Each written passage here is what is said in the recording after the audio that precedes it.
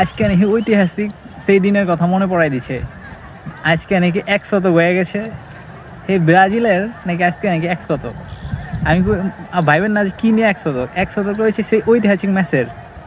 এই যে 2014 সালে যে ব্রাজিলে অঘটন ঘটাইছিল, সেই অঘটনের নাকি আজকে সূত্রপাত মিলে প্রায় 100 হয়ে গেছে। 100 মানে 10 বছর পূর্ণ হয়েছে।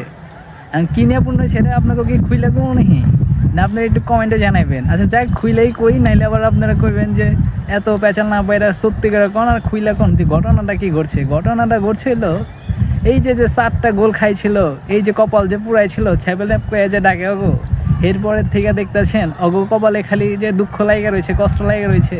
এই যে আমরা দেখলাম যে গত কোয়ার্টার ফাইনাল ফুরুত করে হাইরা বাড়িতে গেল গা, এর ভিতরে মনে করেন যে কালকে যে আজকেই মনে করেন দুর্ঘটনা ঘটাই দিচ্ছে, যে 10টা বছর আবার ওকে মনে করাই দিচ্ছে। পিস থেকে কেন জানি অগো কোনোভাবেই এই কালি দশা ছাড়তেছে না। আর যাই হোক কথা, এখন কথা হয়েছে অগো কপালে এই যে 7টা গোল যে লিগ হালাইছে, এখন এন থেকে কীভাবে ওরা শনি দশার থেকে বাইরেবো, এই হচ্ছে কথা। এখন বাইরানোর লিগে অগো কী করা লাগবো, একটা মিলাদ পড়া লাগবো, বড় হচ্ছে একটা মিলাদ পড়া, সর্বপ্রথম বাংলাদেশে একটা মিলাদ পড়া লাগবো। মিলাদটা যদি বাংলাদেশে পড়ায় তাইলে মনে করেন যে অগো কপালে যে শনি দশা লাগিয়ে রয়েছে এটা মোটামুটি কেটে যাবো। এখন কথা হয়েছে কেমনে মিলাদ পড়াবেন।